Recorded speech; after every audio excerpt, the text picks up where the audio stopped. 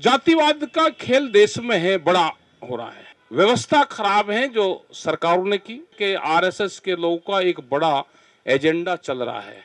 जो लोग देश में आरएसएस की विचारधारा से सहमत नहीं होंगे उनके खिलाफ गांव के गांव में मुकदमे होंगे। वे अगर कहीं नौकरी में भी होंगे, जैसे डॉक्टरी की, उस विचारधारा को नहीं मानोगे तो नौकरी से हटाए जाओगे, आपके ऊपर केस दर्ज होंगे। किसान और मजदूर आंदोलन चलाने वाले देश में वे देशद्रोह हो गए और संघ की शाखाओं में जाने वाला वो देशभक्त हो गया।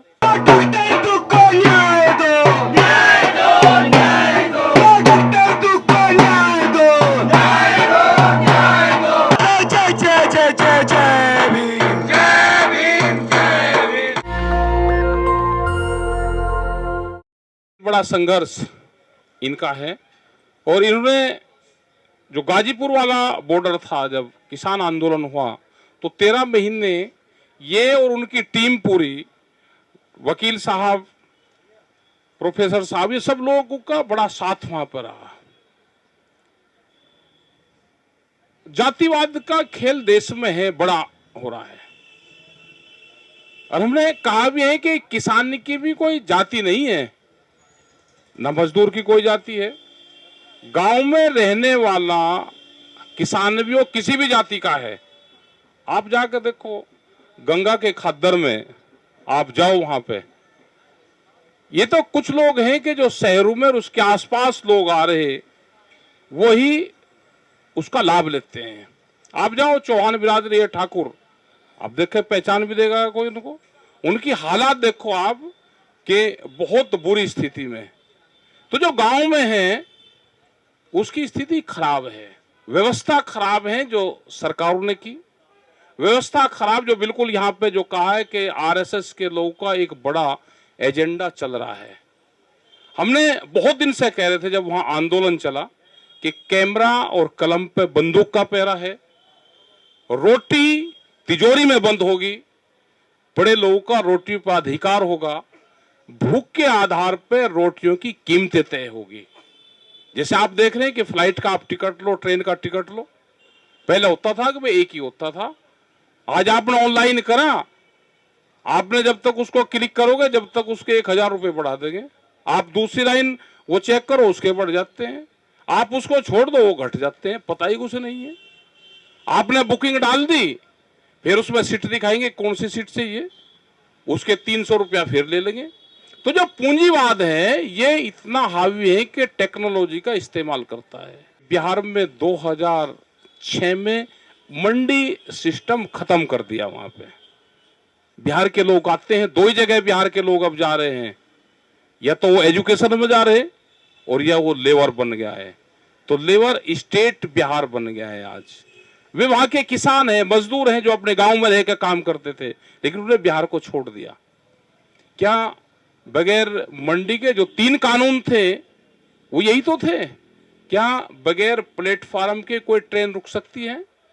बगैर मंडी के कोई किसान कहीं सामान बेच सकता है? तो ये बहुत स्थिति खराब आज देश की है। आने वाले टाइम पे अगर ये सरकार आई तो और ज्यादा स्थिति खराब होगी। 2 ही विचारधारा के लोग बचेंगे। 2 साल का इनका एक एजेंडा तय हुआ है, 4 महीने उसको हो गए। ध्यान से सुन लेना, 4 महीने उसको हो गए, 20 महीने और बाकी है। जो लोग देश में आरएसएस की विचारधारा से सहमत नहीं होंगे उनके खिलाफ गांव के गांव में मुकदमे होंगे। वे अगर कहीं नौकरी में भी होंगे, जैसे डॉक्टरी की, उस विचारधारा को नहीं मानोगे तो नौकरी से हटाए जाओगे, आपके ऊपर केस दर्ज होंगे। आप किसी भी जाति के हो, आप आरएसएस विचारधारा को नहीं मानोगे तो आपके खिलाफ आपकी प्रॉपर्टी, आपके कारोबार, सब चीज आपके बंद होंगे। एक आदमी देश में चिन्हित होगा। आरएसएस की शाखाएं स्कूल में लग रही हैं तो हमारा नॉन पॉलिटिकल संगठन है, हमारे साथ में कोई अगर फोटो भी खिंचवा ले कोई कर्मचारी हो तो उसके खिलाफ कार्रवाई होती है। हम देशद्रोही हैं क्या? किसान और मजदूर आंदोलन चलाने वाले देश में वे देशद्रोह हो गए और संघ की शाखाओं में जाने वाला वो देशभक्त हो गया। संघर्ष ज्यादा होगा और इसका नुकसान किसने ज्यादा किया? जो पॉलिटिकल पार्टियां थी, जिनकी जिम्मेदारी थी कि या तो आप सत्ता में रहो, सत्ता की कुर्सी पे बैठो, अगर आप कुर्सी पर नहीं बैठ सकते तो कुर्सी की निगरानी करो, आप सामने बैठो जमीन पे, लेकिन निगरानी करो, कुर्सी की कमी ढूंढो, उसको कहो। उसने कहना छोड़ दिया। देश का विपक्ष कमजोर हुआ तो देश में तानाशाहों का जन्म हुआ। वो वैसे नहीं हुआ, विपक्ष कमजोर हुआ तो देश में तानाशाहों का जन्म हुआ। और हालात ये हैं कि जहां तक वोट की भी बात है, इनको जनता वोट नहीं दे रही, लेकिन ये तो बीजेपी का हारा हुआ कैंडिडेट जीत का सर्टिफिकेट लेके जाता है। आप कहीं पे भी लगा लो, उसका क्या करा कि चुनी हुई सरकारों को भी तोड़ देते हैं, ये चुने हुए लोग प्रोफेसर को और इनको सबको तोड़ देते हैं। ये विचारधारा की लड़ाई है, ये लड़ाई आगे बढ़ानी पड़ेगी, लोगों को इकट्ठा होना पड़ेगा। देश में हमने नए नारे इजाद किए हैं, वो नारे जरूर यहाँ पर जरूर लिखें। हमारे यहाँ उस पे आया, इन्होंने कहा कि हमारी माटी हमारा देश, हमने कहा कि हमारा खेत हमारा देश, और जय हिंद संविधान। तो नारा हमारे मंच में जय हिंद संविधान से शुरुआत होती है, लेकिन यहाँ पे भी वो लिखो, नया नारा इजाद किया है कि जय हिंद संविधान, उसमें सब चीज आ जाएगी। जब जय हिंद संविधान का होगा तो जो एडवोकेट हमारे बैठे हैं, जो हमारे जज साहब बैठे हैं, उनको भी ताकत मिलेगी। आज सब चीजों पे कब्जे हो गए, क्योंकि 55 साल की राज्यसभा सबको चाहिए, या तो मखमली रेड कारपेट में एक रास्ता जाता है, दूसरा रास्ता जेल की तरफ जाता है। 5 साल एडवांस पता है सबको कि फैसले क्या आने हैं। 5 साल बाद में ये पार्लियामेंट की तरफ एक रास्ता जाता है, एक तिहाड़ जेल की तरफ जाता है। 5 साल बाद में आप नौकरी कर रहे हो तो कहां आपको जाना है, वो एडवांस चॉइस चल रही है, एडवांस बुकिंग देश में चल रही है। तो एडवांस बुकिंग अगर 55 साल की एडवांस बुकिंग हो जाएगी, रिटायरमेंट होने के बाद में कहां जाना है, अगर बुकिंग अभी से ही चल रही है, तो ये हालात तो होंगे। देश में पॉलिटिकल आदमी, पॉलिटिकल पार्टी इस देश को नहीं बचा सकती। इस देश को बचाएगा आंदोलन। जैसे यहाँ पे आंदोलन चल रहे, इसी तरह के छोटे बड़े आंदोलन चलते रहो। देश में वैचारिक क्रांति दुनिया की सबसे बड़ी क्रांति होती है। हथियारों की क्रांति हम नहीं लड़ सकते, लेकिन विचार की क्रांति लड़ सकते हैं। बाबा साहब ने एजुकेशन वैचारिक क्रांति से ही तो दिया था। आप वैचारिक क्रांति का फैलाव करो, वो फैलेगी और उसी से ही जीत होगी। और डॉक्टर साहब का जो केस है, दूसरे इस तरह के जो लोग हैं जिनका केस है, ये लड़ाई लंबी चलेगी। सरेंडर और संघर्ष में से एक चुनना पड़ता है। तो डॉक्टर रितु ने तो संघर्ष चुन रखा है, सरेंडर नहीं चुना।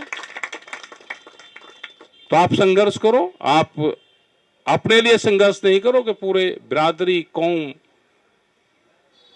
जो दबे हुए लोग हैं, ये संघर्ष उनका है। और जाति नहीं हो तो कुछ लोग हैं जो उसका फायदा उठाते हैं, जो उच्च पदों पर चले गए वे लोग उसका फायदा उठाते हैं। और आप क्रांतिकारी हो, हमको पता है कि आप हटोगे नहीं, आप समझौतेवादी नहीं हो। डॉक्टर रितु समझौतेवादी नहीं है, तो पूरा संघर्ष इन्होंने 13 महीने वहां पे किया। और जो सी धरती से आते हैं, इनका तो बड़ा परिवार पंजाब का आया, और पंजाब के लोग कभी कभी जब आते हैं 13 महीने, अगर पंजाब उठ के ना आता तो ये आंदोलन हो नहीं सकता था। अगर गुरुद्वारे हमारे साथ ना होते, गुरु का आशीर्वाद साथ ना होता, तो ये आंदोलन चल नहीं सकता था। जिस तरह से उन्होंने लंगर और वो चलाए, हम सब लोग दान पुण्य तो कर देंगे, लेकिन जो व्यवस्था होती है वो नहीं चलती। आप लड़ाई लड़ो, सब यूथ बच्चे सब आपके साथ में हैं। जब जब भी आप बुलाओगे हम आएंगे। नेशनल दस्तक की आपसे गुजारिश है कि अगर इसको बचाना चाहते हैं तो नेशनल दस्तक को सब्सक्राइब करने के लिए रेड कलर के सब्सक्राइब बटन को दबाएं, फिर बेल आइकन की घंटी दबाएं। नेशनल दस्तक को बचाने के लिए बहुत जरूरी है कि हर खबर को शेयर करें, लाइक करें, कमेंट जरूर करें।